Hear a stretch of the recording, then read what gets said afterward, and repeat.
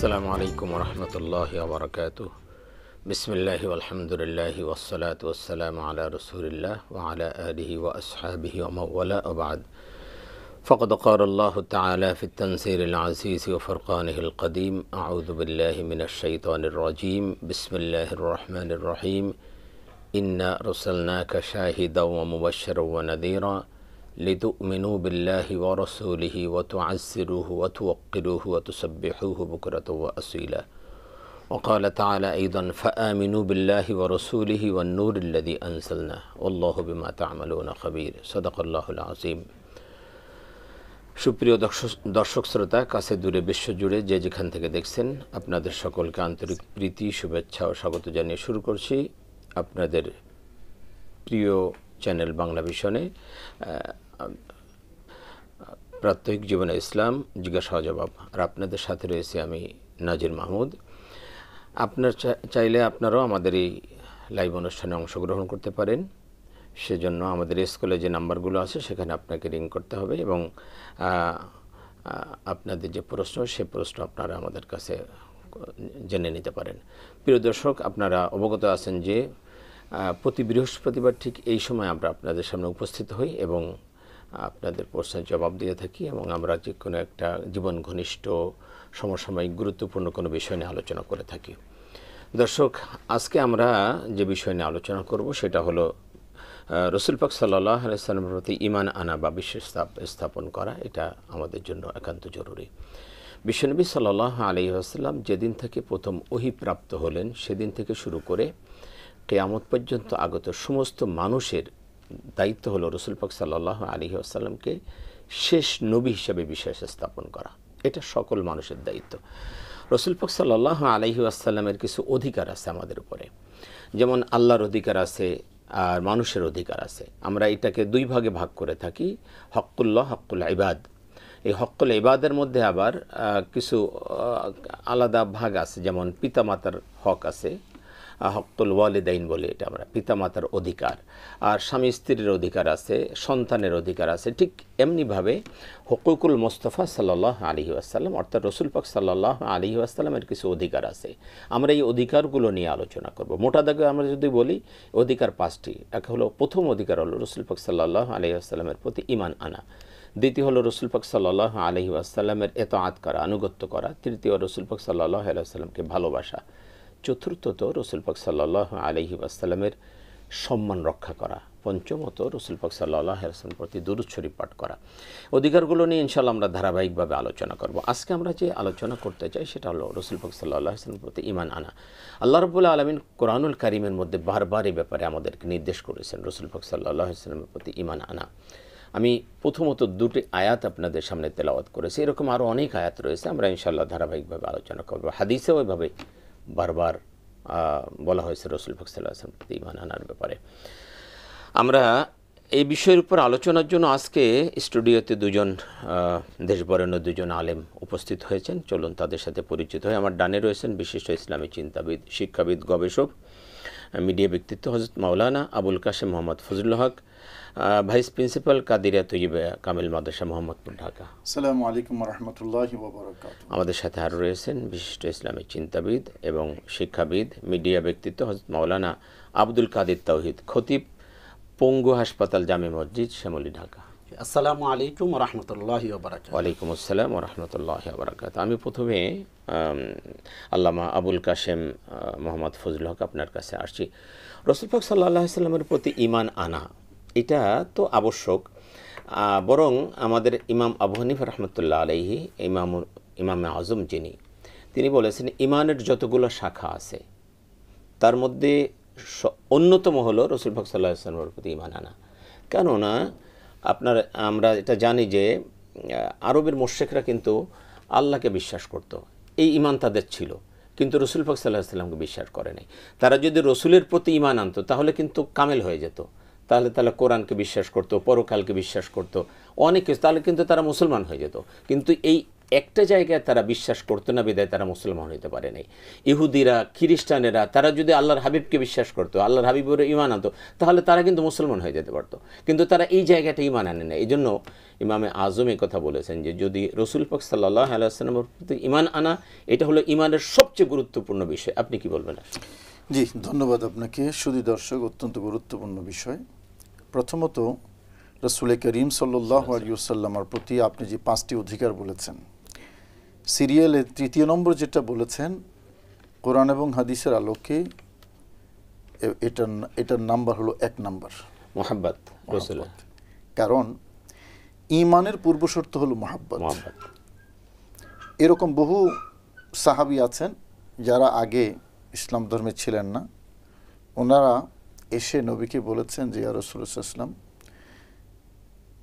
আপনি ছিলেন আমাদের কাছে সবচেয়ে ঘৃণিত ব্যক্তি, কিন্তু এখন আপনি আমাদের কাছে সবচেয়ে প্রিয় ব্যক্তি। সুতরাং আমি আপনার উপর ঈমান আনলাম। ভালোবাসাটা আগে। আমি অবশ্য আলোচনায় এই হুব্বে রসুলকে 2 নম্বরে আলোচনা করে, কারণ ঈমান আনা সবার আগে। তো ওই ঈমানটা আসবে কখন? যদি তার প্রতি ভালোবাসা আসে। সে কারণে রাসূল করিম সাল্লাল্লাহু আলাইহি ওয়াসাল্লামের প্রতি ভালোবাসাটা এটা হলো 1 নাম্বার।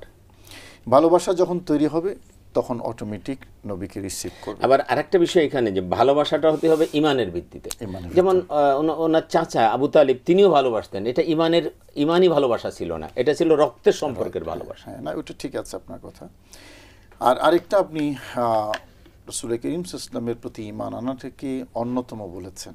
আমি সহিহ মুসলিম শরীফের একটি হাদিস কোট করতে চাই এখানে। ঈমান বিল্লাহ, নবীজি ওয়াফদে আব্দুল কায়েস যারা এসেছিলেন তাদেরকে বলছিলেন যে হাল তাদরুন আমাল ঈমানু বিল্লাহি ওয়াহদা, তোমরা কি জানো এক আল্লাহর প্রতি ঈমান আনা কাকে বলে? তো তারা বলেছিলেন আল্লাহু রাসূলুহু আ'লাম, আল্লাহ এবং রাসূল ভালো জানেন। তখন রাসূল করিম সাল্লাল্লাহু আলাইহি ওয়াসাল্লাম বলেছেন যে শাহাদাতু আল্লাহ ইলাহা ইল্লাল্লাহ ওয়া আন্না মুহাম্মাদুর রাসূলুল্লাহ। টোটালটার নাম হলো ঈমান বিল্লাহ। না, আল্লাহ এবং তার রাসূলের প্রতি ঈমান আনার নামই হলো আল্লাহর প্রতি ঈমান বিল্লাহ। ঈমান বিল্লাহ। তাহলে এখানে সেপারেশনের কোনো সুযোগ নেই আসলে। আল্লাহর উপর ঈমান আনতে হলে আপনি শেষে অবশ্যই এটা বলেছেন, রাসূল করিম সাল্লাল্লাহু আলাইহি ওয়াসাল্লামের উপর ঈমান আনাটাই হলো সবচেয়ে গুরুত্বপূর্ণ বিষয়। রাসূল করিম সাল্লাল্লাহু আলাইহি ওয়াসাল্লামের উপর ঈমান আনলে আল্লাহর উপর ঈমান আনা হয়ে যায়। আমি যদি একটু বাস্তবতায় যাই, রাসূল করিম সাল্লাল্লাহু আলাইহি ওয়াসাল্লাম 40 বছর বয়সে নবুয়ত প্রকাশ করেছেন এবং পৌত্তলিকতার সমাজে, যেখানে 360টা মূর্তি ছিল আল্লাহর ঘর বাইতুল্লাহর চারপাশে, সেই সমাজের মধ্যে প্রথম যিনি স্লোগান দিয়েছেন লা ইলাহা ইল্লাল্লাহ, তিনি আমাদের পেয়ারা নবী রাসূল করিম সাল্লাল্লাহু আলাইহি ওয়াসাল্লাম। এখন আবু জেহেল এবং তার সাঙ্গপাঙ্গ যারা, তারা 360-এর পূজা করত। তো লা ইলাহা ইল্লাল্লাহ যদি মেনে নেওয়া হয় তাহলে 360 আর থাকে না, রাইট, একে চলে আসে। তো তারা বললেন না, কাযাবতা, আপনি সত্য বলেননি, আপনি অসত্য বলেছেন, মিথ্যা বলেছেন। হযরত আবু বকর সিদ্দিক রাদিয়াল্লাহু তাআলা আনহু চিন্তা করলেন 40 বছর পর্যন্ত যেই জবানে একটা মিথ্যা শব্দ বের হয়নি, এটাও নিশ্চয় সত্য হবে। সুতরাং হুজুর আপনি সত্য বলেছেন। তো আবু বকর সিদ্দিক যখন বললেন আপনি সত্য বলেছেন, নবীকেও মানা হয়ে গেছে, লা ইলাহা ইল্লাল্লাহ মানা হয়ে গেছে, রাইট। আর আবু জেহেল যখন বলল কাযাবতা, আপনি মিথ্যা বলেছেন, তাহলে নবীকেও মানা হলো না, সাথে আল্লাহকেও মানা হলো না, রাইট।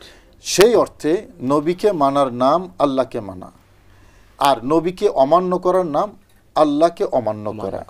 রাসূল করিম সাল্লাল্লাহু আলাইহি ওয়াসাল্লামের বিশ্বাসটা, সেই জন্য আপনি শেষে যে কথাটা বলেছেন ওটাই ফাইনাল কথা, যে রাসূল করিম সাল্লাল্লাহু আলাইহি ওয়াসাল্লামের উপর বিশ্বাস করাটাই হলো ঈমানের মূল। একটা ফোন নিয়ে আসবো। দর্শক আসসালামু আলাইকুম। ওয়ালাইকুম সালাম। আসসালামু আলাইকুম। আমি নাইম বলছিলাম চাঁদপুর থেকে। জি নাইম ভাই, আপনার প্রশ্ন। হ্যালো। হ্যাঁ নাইম ভাই, আপনার প্রশ্ন বলেন।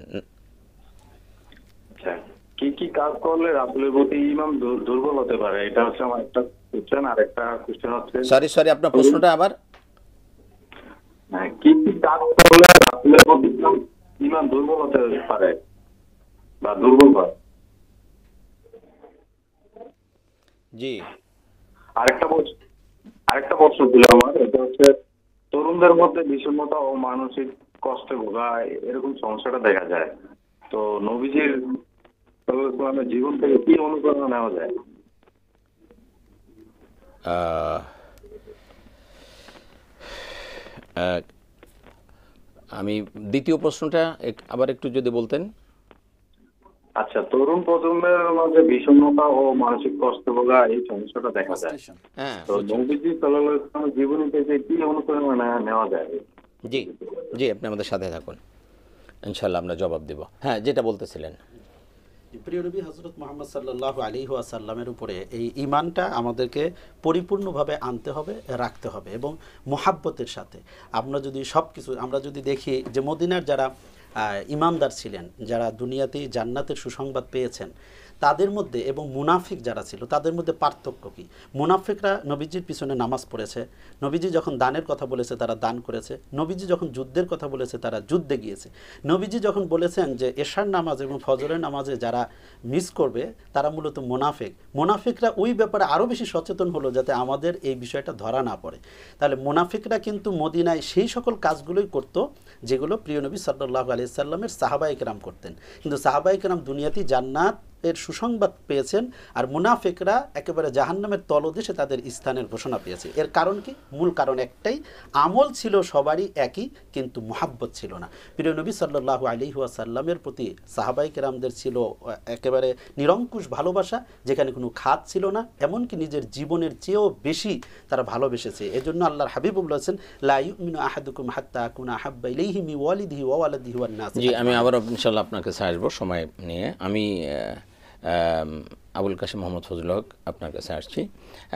নাইম ভাই প্রশ্ন করেছেন, দুটি প্রশ্ন আছে তার, আমরা প্রশ্নের উত্তর দিয়ে ইনশাল্লাহ আলোচনা আসবো। প্রথম প্রশ্ন হলো কি কি কাজ করলে রসুলের প্রতি ইমানের দুর্বলতা আসতে পারে, সেই এক নম্বর হলো যারা বাতিল, এদের সংশ্লিষ্টতা, বাতিল যারা রসুলের দুশ্মন, এদের সাথে যদি উঠা বসা বেশি হয় তাহলে তার একটা প্রভাব ইমানের উপর পড়ে এবং এতে করে ইমান দুর্বল হয়ে যায়, কনফিউশন তৈরি হয়, রসুলের প্রতি ভালোবাসা কমে যায়। রসুলের সেই জন্য নবীজি নিষেধ করেছেন, লা তুজালিসুহুম, তোমরা তাদের সাথে বৈঠকে বসবে না, উঠা বসা করো না, তাদের বৈঠকে করো না, তাদের কথা শোনাও নিষেধ।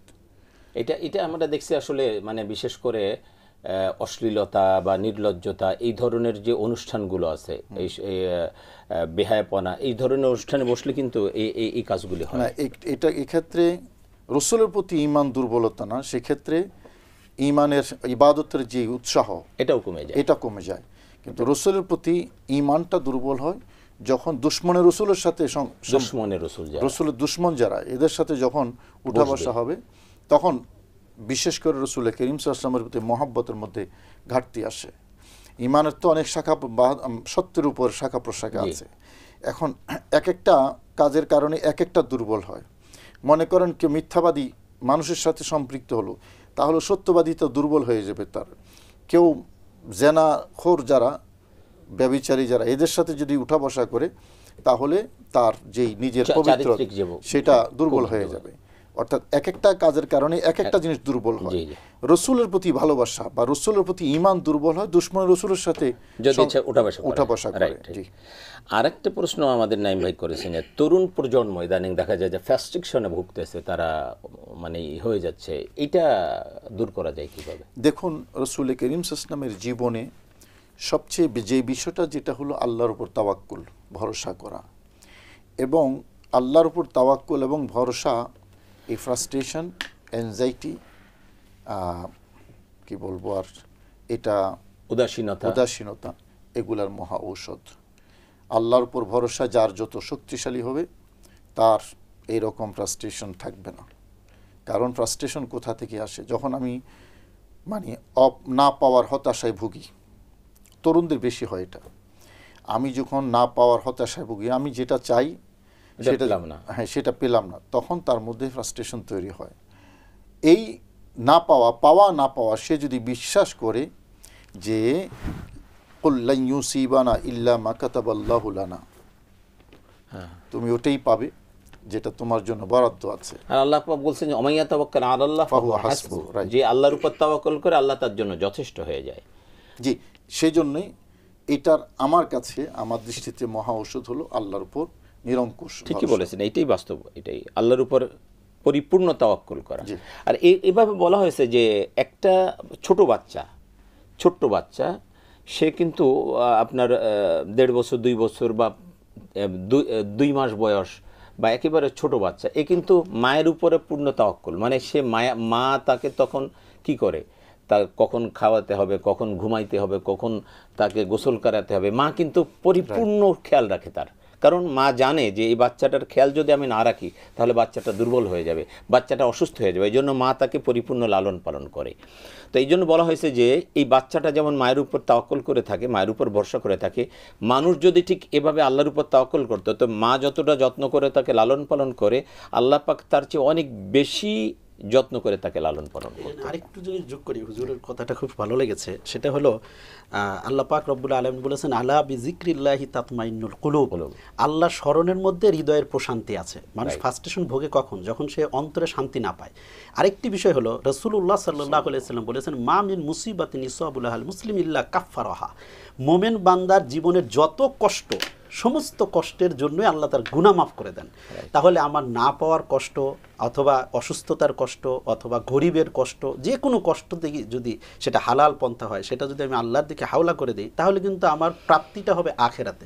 তাহলে ফ্রাস্ট্রেশনের কোনো সুযোগ এই যে আরেকটা কথা বলছেন চমৎকার, যে আল্লাহকে স্মরণ করা, আল্লাহর জিকির করা। সত্যি যদি কোনো মুসিবত, কোনো ব্যাপারে যদি আমরা সবসময় আল্লাহকে স্মরণ করি, তাহলে অন্তরে প্রশান্তি চলে আসবে, তখন আর মানুষ এই দুশ্চিন্তা বা ফ্রাস্ট্রেশন যেটা, এতে আর ভুগবে না, তখন মানুষ কিন্তু প্রশান্তিতে চলে আসবে। চমৎকার বলছিলেন। আমি আসবো আপনার কাছে যে আল্লাহ রাব্বুল আলামিন কোরআনুল কারীমের মধ্যে এই কথা বলেছেন যে ওয়ামাল্লাম ইউমিল্লাহি ওয়া রাসূলিহি ফাইন্না আ'তাদনা লিল কাফিরিনা সাইরা, সূরাতুল ফাতহ আয়াত নম্বর 13। আল্লাহ বলছেন যে যে ব্যক্তি আল্লাহ এবং তার রসুলের উপর বিশ্বাস করে না, বিশ্বাস স্থাপন করে না, ফাইন্না আ'তাদনা লিল কাফিরিনা সাইরা, এসব কাফেরদের জন্য আমি জাহান্নামকে প্রস্তুত করছি। অর্থাৎ আল্লাহ এবং তার রসুলের প্রতি যারা ঈমান আনে না তাদেরকে আল্লাহ পাক কাফের বলতেছেন এইখানে। এটা কিন্তু কোনো মাওলানা সাহেবের ফতোয়া না, আল্লাহ নিজে ফতোয়া দিয়েছেন যে তারা কাফের। যারা আল্লাহ এবং তার রসুলের উপর বিশ্বাস স্থাপন করেন, অর্থাৎ আমার নবীকে সর্বশেষ নবী হিসেবে মানে না, তাদেরকে আল্লাহ পাক কাফের বলতেছেন। সুতরাং এই কাফেরদের জন্য আল্লাহ পাক জাহান্নামকে প্রস্তুত করছেন। আপনি কি বলবেন এই ব্যাপারে? দেখুন, এটার মধ্যে কোনো দ্বিমত করার কোনো সুযোগ নেই। রসুলকে পাঠিয়েছেন আল্লাহ, যে আয়াতটা দিয়ে আপনি সূরা ফাতার তো শুরু করেছেন, শাহিদাম ওয়া মুবাশশিরান ওয়া নাযীরা লিতুমিনু বিল্লাহি ওয়া রাসূলিহি, আমাদের দায়িত্বকে আল্লাহ বলে দিয়েছেন। এটা এক নম্বর এজেন্ডা, আল্লাহ এবং রসুলের উপর ঈমান আনা। ঈমানের বিপরীত হলো কুফর। ঈমানের বিপরীত কুফর। যখন ঈমান আনবে না, রসুলকে যখন মানবে না, আল্লাহকে যখন মানবে না, এখানে তাওহীদ এবং রিসালাত দুইটা বিষয় আছে। আল্লাহর তাওহীদ, আল্লাহর একত্ববাদ, রসুলের রিসালাত, রসুল যে আল্লাহর রসুল, এই দুটা মান্য করা ঈমানের মৌলিক বিষয়। যদি কেউ সেটা মান্য না করে তাহলে সে বেঈমান, কাফের, এবং কাফেরের জন্য চিরস্থায়ী জাহান্নাম, তাতে কারো কোনো দ্বিমত নাই। রাসূল করিম সাল্লাল্লাহু আলাইহি ওয়াসাল্লামের প্রতি যেই অধিকার, সে অধিকার যেটা আপনি প্রথম যেটা দিয়ে শুরু করেছেন, 5টি অধিকারের কথা বলেছেন, মহব্বত, বিশ্বাস এবং নবীজির তাজিম, নবীজির আনুগত্য, এই সবগুলো, এই আয়াতটা যদি আপনি লক্ষ্য করেন, লিতুমিনু বিল্লাহি ওয়া রাসূলিহি ওয়া তুআজ্জিরুহু ওয়া তুওয়াক্কিরুহু ওয়া তুসাব্বিহুহু বুকরাতান ওয়া আসীলা, তার সম্মান করা। তাসবিহ হলো আল্লাহর জন্য। চতুর্থ নম্বরটা আল্লাহর। প্রথম হলো ঈমান, মাঝখানে নবীজির মহব্বত এবং তাজিম করা এবং তাকে সাহায্য করা। আমি অনেক সময় এভাবে বলি যে ঈমান এবং তাসবিহ আল্লাহর, ঈমান এবং ইবাদত, মাঝখানে রসুলের মহব্বত, রসুলের ইয়ানত। জি, কেন ইবাদতের মাঝখানে রসুল কেন ঢুকাইলেন? এবং এটাও আপনি একটু আগে যেটা বললেন, এটাও মোল্লার ফতোয়া নয় না।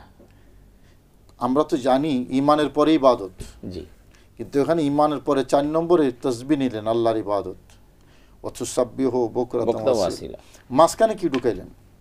ওয়া তুআজ্জিরুহু ওয়া তুওয়াক্কিরুহু। এই দুইটা কিন্তু রসুলের হক, রসুলের হক। তো আল্লাহ ঈমান এবং ইবাদতের মাঝখানে রসুলের হক কেন ঢুকাইলেন? এখানে মহব্বতের কথা আছে, এখানে নুসরতের কথা আছে, তাজিমের কথা আছে, তুআজ্জিরুহু ওয়া তুওয়াক্কিরুহু। তার মানে হলো ঈমান আনার পরে ইবাদত কবুল হবে তখন যখন এই রসুলের হকগুলো আদায় করা হবে। এই সিলেবাসটাই আমাদের সমাজ থেকে তুলে দেওয়া হচ্ছে। সূরা ফাতির এটা সম্ভবত 7, 8, 9 নম্বর আয়াত, সম্ভবত 9 নম্বর আয়াত। এই ইয়েটাই সমাজ থেকে তুলে দেওয়া হচ্ছে। ইবাদত নিশ্চয় অপরিহার্য বিষয়, ইবাদতের অপরিহার্যতা অনস্বীকার্য, কিন্তু ইবাদত হওয়ার জন্য, ইবাদত আল্লাহর দরবার ইবাদত হওয়ার জন্য, মকবুল হওয়ার জন্য রাসূল করিম সাল্লাল্লাহু আলাইহি ওয়াসাল্লামের যে প্রেম, ভালোবাসা, নুসরত, মহব্বত, ইতাআত লাগবে, এটা থাকতে হবে। এই অধিকারটা ফুলফিল করা হয় না এবং এক ধরনের মহব্বত শূন্য মুসলমান তৈরি করা হচ্ছে। এটাকে আমি সেকুলার মহব্বত বলি, সেকুলার মুসলিম বলি, সেকুলার মুসলিম। অর্থাৎ অন্তঃসার শূন্য স্পিরিচুয়াল বিষয় যদি না থাকে তাহলে আপনার মধ্যে আপনার আসলে প্রকৃত অর্থে ঈমান যেটা, ঈমানের মজা যেটা চমৎকার বলছিলেন যে আসলে স্পিরিচুয়াল পাওয়ার, স্পিরিচুয়াল ডেভেলপমেন্ট যদি না থাকে তাহলে এইটা দ্বারা আসলে তেমন কোনো কাজ হয় না। আমি এটা শুনবো, আপনার কাছে একটা ফোন নিয়ে আসছি। দর্শক আসসালামু আলাইকুম। আসসালামু আলাইকুম। ওয়ালাইকুম আসসালাম। যে কে বলছেন, কোথা থেকে বলছেন? আমি দিনাজপুর থেকে অপু বলছিলাম। অপু, আপনার প্রশ্ন। আমি যে বিষয়টা জানতে চাই সেটা হচ্ছে আমাদের ইসলামে তো নামাজের যে সঠিক নিয়মাবলী, কিভাবে রুকু করব, কিভাবে সিজদা করব, সবকিছু তো সঠিকভাবেই নির্দেশনা দেওয়া আছে। তারপরেও অনেক সময় দেখা যায় যে কোনো একজন ব্যক্তি নিজেকে ইমাম মাহদী দাবি করছে, কিংবা নামাজ বা সিজদার ক্ষেত্রে ভিন্ন নিয়ম তারা দেখাচ্ছে। তো এইসব ক্ষেত্রে এগুলো তো স্পষ্ট বিদআত। তো এইসব বিদআতের বিরুদ্ধে আসলে এখন যখন তাদেরকে বলা হয় সেই ক্ষেত্রে দেখা যায় মতবিরোধ সৃষ্টি হয়। তো ইসলাম তো বিরোধকে সমর্থন করে না। তো এই ক্ষেত্রে এটার সুষ্ঠু সমাধানের জন্য আমরা কার কাছে যেতে পারি, বা এটার আসলে সুষ্ঠু সমাধানের বিষয়টা একটু জানতে চাই আর কি। আচ্ছা, এই তাই না? জি, ধন্যবাদ। আপনি যা বলছিলেন, আমি আরেকটা হাদিস এখানে কোট করি। নবীজি বলেছেন আরবাউ মান কুন্না ফিহি ওয়াজাদা হালাওয়াতুল ঈমান। রাইট। 4টা, কোন কোন হাদিসে 3টার কথা বলা হয়েছে। এমন জিনিস আছে, এই 3টা বা 4টা জিনিস কারোর মধ্যে থাকলে সে ঈমানের স্বাদ পাবে। এই 3টার মধ্যে প্রথমটা যেটা বলেছেন আইয়াকুন আল্লাহু ওয়া রাসূলুহু আহাব্বা ইলাইহি মিম্মা সিওয়াহুমা, আল্লাহ এবং রাসূল তার কাছে সবচেয়ে প্রিয় হবে, তাহলে সে ঈমানের স্বাদ পাবে। যদি প্রিয় না হয় তাহলে ঈমানের স্বাদ পাবে না। এই হাদিসের সাথে আপনি সূরা ফাতির ওই আয়াত মিলিয়ে দেখেন, রেজাল্ট কিন্তু সেম বের হবে। অর্থাৎ ঈমানের পরেই মহব্বত, ভালোবাসা যদি না থাকে তাহলে আপনার ওই স্বাদ পাওয়া যাবে না এবং তখন আপনার ইবাদত আল্লাহর দরবারে কবুল হবে না। আরেকটু এই ভাই যে প্রশ্নটা করলেন, এখানে আমার আংশিক মতামত আছে। ভাই যেটা বললেন ইমাম মাহদী দাবি করলে এটা সুস্পষ্ট বেদাত, কথাটা সংশোধনী লাগবে। যারা ইমাম মাহদী নয় তারা ইমাম মাহদী দাবি করা এটা বেদাত, এটা ভণ্ডামি, এটা ভণ্ডামি, মিথ্যা। এই বেদাতের মানে বেদাত বলতে বলতে বেদাতের যে অপপ্রয়োগ হয় এটা আরেকটা প্রমাণ। এটাকে বেদাত বলেন, এটা ভণ্ডামি, এটা ভণ্ডামি। অর্থাৎ ইমাম মাহদী আলাইহিস সালাম নয়, মিথ্যা মিথ্যা মিথ্যা মিথ্যা ভণ্ডামি। বেদাত অন্য জিনিস, হ্যাঁ, বেদাত অন্য জিনিস। বেদাত হলো ইবাদতের ক্ষেত্রে নতুন কিছু আবিষ্কার করা, ইবাদতের ক্ষেত্রে নতুন কিছু আবিষ্কার করা যেটা কোরআন এবং হাদিস সমর্থিত পরিপন্থী, রাইট। এটা হলো বেদাত এবং প্রত্যেকটা বেদাতের বিপরীতে একটা সুন্নাহ তুলে নেওয়া হয়। জি, ধন্যবাদ। আমি আব্দুল কাদের তাহিদ আপনার কাছে আসছি। রাসূল পাক সাল্লাল্লাহু আলাইহি ওয়াসাল্লামের প্রতি ঈমান আনা এটা আমাদের জন্য অতীব জরুরি একটি বিষয়। আমরা আলোচনা করছিলাম রাসূল পাক সাল্লাল্লাহু আলাইহি ওয়াসাল্লাম শেষ নবী। এটা যারা বিশ্বাস করবে না তারাও কিন্তু কাফের, কারণ তারা কোরআনকে অস্বীকার করতেছে, তারা রাসূল পাক সাল্লাল্লাহু আলাইহি ওয়াসাল্লামের কথাকে অস্বীকার করতেছে। তো আল্লাহ পাক এখানে স্পষ্ট করে দিয়েছেন যে রসুল তো আসবেনই না মুহাম্মদ সাল্লাল্লাহু আলাইহি ওয়াসাল্লামের প্রতি, এমনকি কোনো নবীও আর আসবেন না। কিন্তু তারপরে যারা নবী দাবি করেছেন বা রসুল দাবি করেছেন তারা দুনিয়ার সবচেয়ে বড় মিথ্যাবাদী, সবচেয়ে বড় ভণ্ড। তো এই দাবি যারা করেছেন, এই দাবি যদি কেউ করে তাহলে তারা মিথ্যাবাদী। আপনি এই ব্যাপারে কি বলবেন? জি, ধন্যবাদ। অত্যন্ত গুরুত্বপূর্ণ একটি বিষয়ের আপনি অবতারণা করেছেন। প্রিয় নবী হযরত মুহাম্মদ সাল্লাল্লাহু আলাইহি ওয়াসাল্লামের ব্যাপারে আল্লাহ পাক রব্বুল আলামিন খাতামুন নবিয়্যিন বলেছেন। এখানে নবী যেহেতু আর আসবে না, রাসূলের তার প্রশ্নই আসে না। সুন্দর করে আপনি বলেছেন। এই যে মুহাম্মদ সাল্লাল্লাহু আলাইহি ওয়াসাল্লাম শেষ নবী, এই বিশ্বাসটাও থাকতে হবে, রাসূলের প্রতি ঈমান আনাটাও জরুরি। এখানে আরেকটি বিষয় হলো, কেউ যদি নবী দাবি করে এবং কোনো ইমানদার যদি মনে করে যে উনি আসলে নবী কিনা একটু পরীক্ষা করি, এই পরীক্ষা যিনি করতে যাবেন তিনিও ইমান থেকে খারিজ হয়ে যাবেন। অর্থাৎ কোনোভাবে কাউকে পরীক্ষা করতে যাওয়ারও কোনো সুযোগ মানে তার কাছে দলিল চাওয়াটাও ইমান পরিপন্থী, ইমান পরিপন্থী, যার কাছে দলিলও চাওয়া যাবে না। এবং এটা কিছু মানুষ এই পৃথিবীর জমিনে থাকবে যারা আল্লাহ এবং আল্লাহ রাসূলের মাঝখান থেকে আরেকটি পথ বের করতে চায়, তারা নিজেদেরকে নবী দাবি করার বা বিভিন্নভাবে যে মিসগাইড করার চেষ্টা করে। আল্লাহ তাআলা কিন্তু সেটাও বলে দিয়েছেন, ইন্নাল্লাযীনা ইয়াকফুরুনা বিল্লাহি ওয়া রাসূলিহি ওয়া ইউরিদুনা আন ইউফাররিকু বাইনাল্লাহি ওয়া রাসূলিহি ওয়া ইয়াকুলুনা নু'মিনু বিবাদি ওয়া নাকফুরু বিবাদি ওয়া ইউরিদুনা ইয়াত্তাখিযু বাইনা যালিকা সাবিলা উলাইকা হুমুল কাফিরুনা হাক্কা। আল্লাহ পাক রব্বুল আলামিন এখানে স্পষ্ট করে দিয়েছেন যারা আল্লাহ এবং আল্লাহ রাসূলকে অস্বীকার করবে এবং নবীদের মধ্যে একটা পার্থক্য তৈরি করবে এবং আল্লাহ এবং আল্লাহ রাসূলের মাঝখানে আরেকটি পথ তারা তৈরি করবে, একটি পন্থা বের করে তারা নিজেদেরকে এইভাবে প্রমোট করবে, আল্লাহ পাক রব্বুল আলামিন বলেছেন তাদের কোনো সুযোগ নেই, এরা হলো প্রকৃতপক্ষেই কাফের। তাহলে রসুল আরবি সাল্লাল্লাহু আলাইহি ওয়াসাল্লামের পরবর্তীতে লা নবিয়্যা বাদি, নবীজি বলেছেন আমার পরে কোনো নবী আসবে না, নেই। যদি হতো তাহলে ওমর হতো, তাহলে সেখানেই যেহেতু নেই, আজ থেকে ১৫০০ বছর পরে এসে প্রায় বিভিন্ন সময় বিভিন্ন জন নবী যারা দাবি করবে তাদের থেকে সাবধান থাকতে হবে, সে যেই অর্থেই হোক না কেন। এবং যেহেতু কোনো একজন ব্যক্তির ব্যাপারে এই ধরনের কথা আছে যে তিনি নিজেকে নবী দাবি করেছে, তার অনুসারীদেরকে সেখান থেকে সরে আসতে হবে যে আমরা ওখানে যাব না, কারণ এখানে ঈমানের পরিপন্থী কাজ হচ্ছে।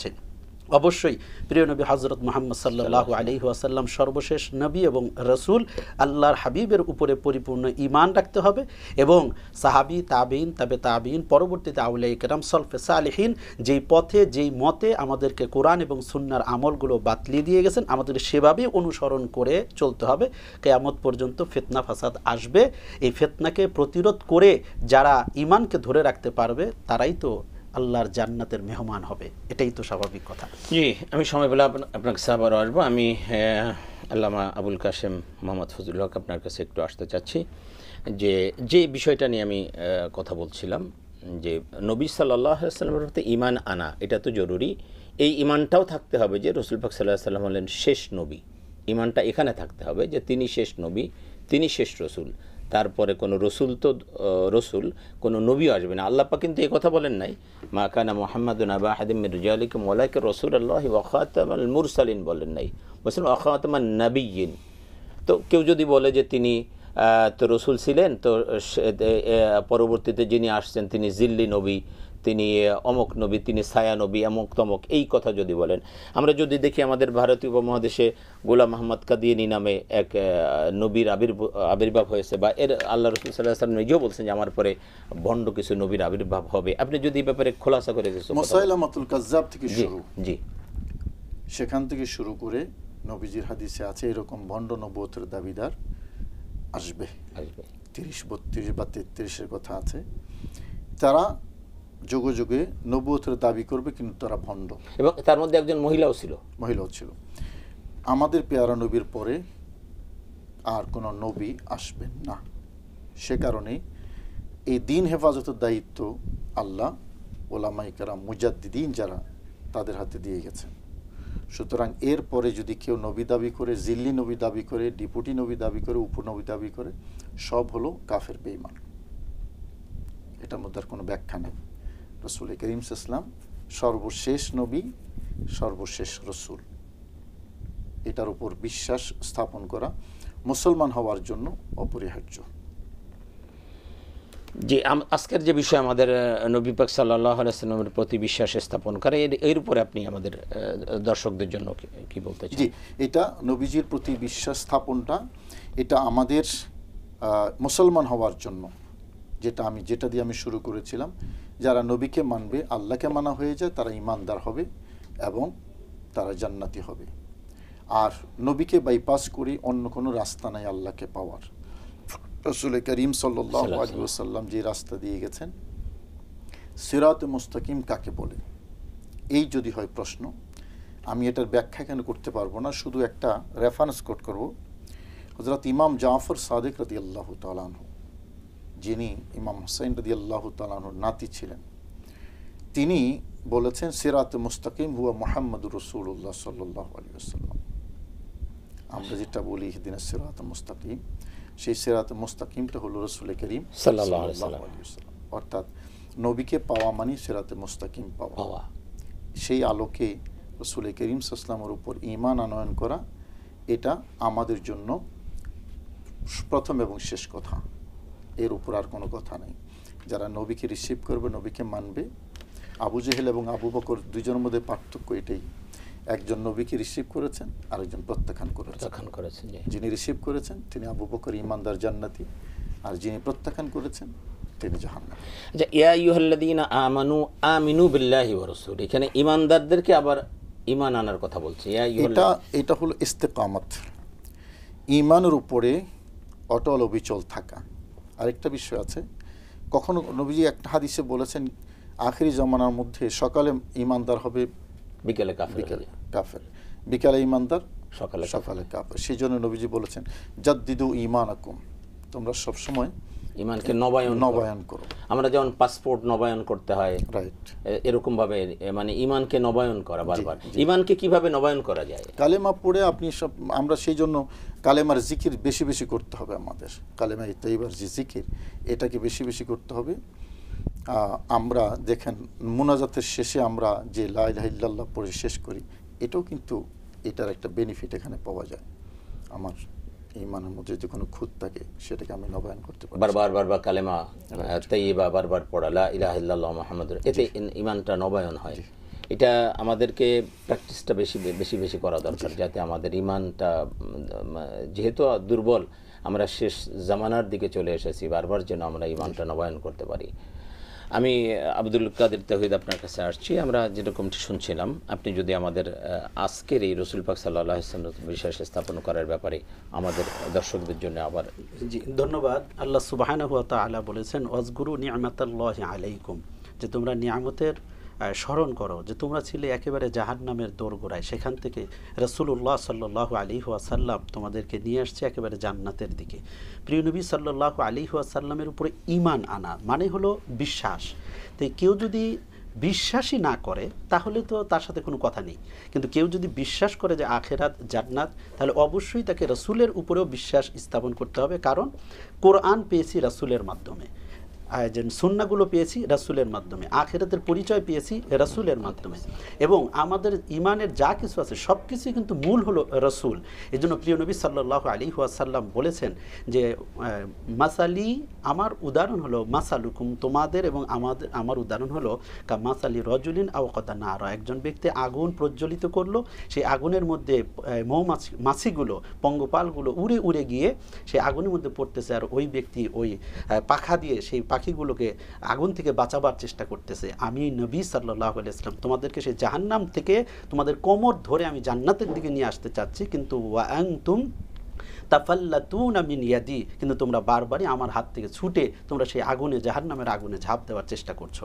আল্লাহ পাক রব্বুল আলামিনের হাবিব এই হাদিস থেকে আমাদেরকে দিক নির্দেশনা দিচ্ছেন, আমাদেরকে প্রিয় নবী সাল্লাল্লাহু আলাইহি ওয়াসাল্লামের প্রতি বিশ্বাস রেখে, তার সুন্নাহগুলোকে আঁকড়িয়ে ধরে থেকে এবং রাসূলের মহব্বতকে অন্তরে রেখে কোরআন সুন্নাহ অনুযায়ী বিশ্বাস, ইতিকাদের সাথে, ইস্তেকামতের সাথে যদি আমাদের এই ক্ষুদ্র জীবন আমরা পাড়ি দিতে পারি, ইনশাআল্লাহ সফলতা আসবে জান্নাতের মাধ্যমে।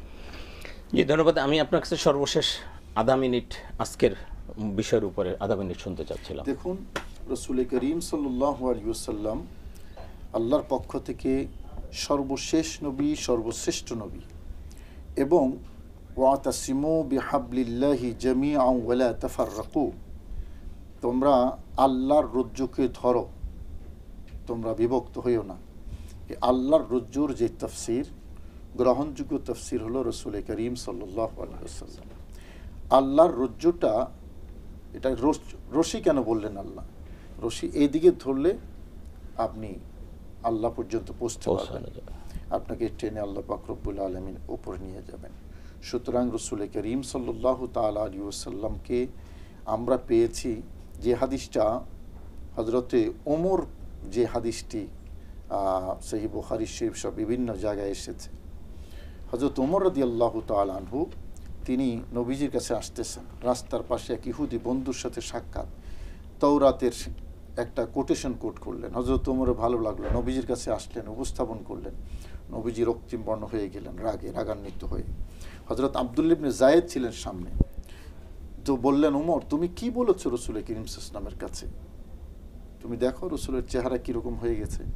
তখন হযরত ওমর বললেন, রাদিতু বিল্লাহি রব্বা ওয়া বিল ইসলামি দীনা ওয়া বি মুহাম্মাদিন সাল্লাল্লাহু আলাইহি ওয়াসাল্লাম রাসূলা ওয়া নবিয়্যা, আমি আল্লাহকে রব মানি, ইসলামকে দিন মানি, আপনাকে নবী মানি, আমার অন্য কোনো উদ্দেশ্য নেই। তখন নবীজি বলেছেন, লাউ কানা মুসা হাইয়া মা ওয়াসিয়াহু ইল্লা ইত্তিবাই, মুসা আলাইহিস সালাম যদি জীবিত থাকতেন তাহলে আমি নবীর আনুগত্য করা ছাড়া তার নাজাতের কোনো রাস্তা ছিল না। তখন নবীজি বলেছেন যে প্রত্যেক নবীর যুগে উম্মত ছিল যে আনতুম হাদ্দি মিনাল উমাম ওয়া আনা হাদ্দুকুম মিনান নাবিয়্যিন, এখন তোমরা হইলা আমার, আমি হইলাম তোমাদের, সুবহানাল্লাহ, অন্য কেউ নাই। তোমরা হইলা আমার, আমি হইলাম তোমাদের।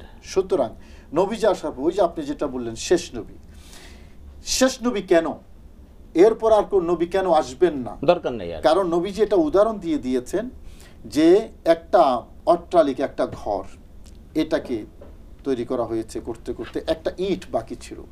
নবীজি বলেন, আনা তিলকা লাবিনা, আমি ছিলাম সেই ইট, আমি আসার পরে ঘর পরিপূর্ণ হয়ে গেছে। পরিপূর্ণ হওয়ার পরে আর কোনো ইট দরকার হয় না। সুতরাং মির্জা গোলাম মোহাম্মদ কাদিয়ানী, মুসাইলামাতুল কাজ্জাব, আসওয়াদ বিন কায়েস, যারা ভণ্ড নবুয়তের দাবি করেছে, এরা ভণ্ড, এরা বেঈমান, এদের সাথে ইসলামের কোনো সম্পর্ক নেই, আর আসার কোনো সুযোগ নাই।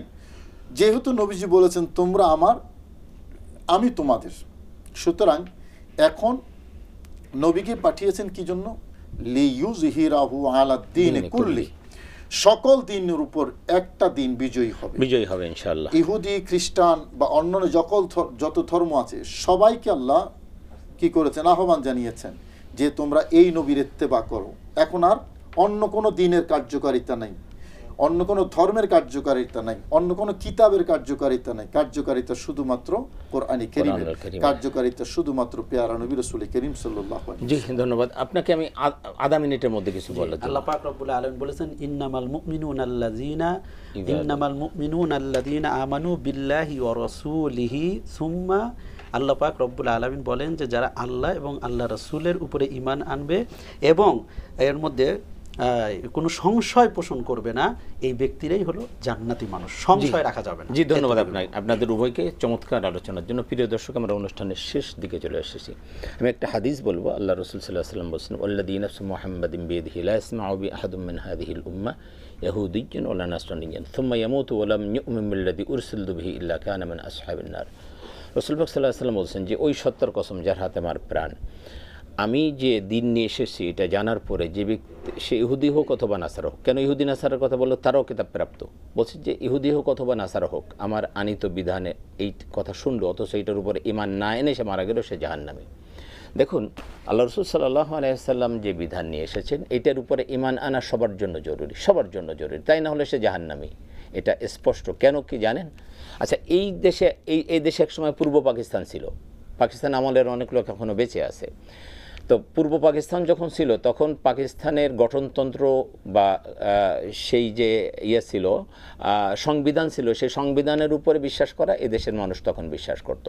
এদেশ স্বাধীন হলো, ৭২-এর সংবিধান হলো, সে ৭২-এর সংবিধান তখন মানুষ মেনে চলেছে। এই সংবিধানও অনেক কাটাছেড়া হয়েছে, এখন একটা সংবিধান আছে। এখন যারা আছে, মুরব্বী যারা আছে, তারা যদি বলে যে এই সংবিধান আমি মানি না, আমি সেই পাকিস্তান আমলের সংবিধান মানি, তাহলে কি সে দেশদ্রোহী হবে না? ঠিক তদ্রূপ এই কোরআন অবতীর্ণ হওয়ার পরে, রসুল পাক সাল্লাল্লাহু আলাইহি সাল্লাম দুনিয়াতে আসার পরে কেউ যদি বলে যে আমি এইটা মানি না, কোরআন মানি না, রসুলকে মানি না, আমি ওই সেই পূর্বের ইহুদি ধর্ম মানি, খ্রিস্টান ধর্ম মানি, তাহলে সে খোদাদ্রোহী হবে। ঠিক তদ্রূপ এখন একমাত্র সংবিধান হলো কোরআনুল কারীম, আর একমাত্র নবী হলেন মুহাম্মদ রাসূলুল্লাহ সাল্লাল্লাহু আলাইহি ওয়াসাল্লাম। এটাকে মানতে হবে।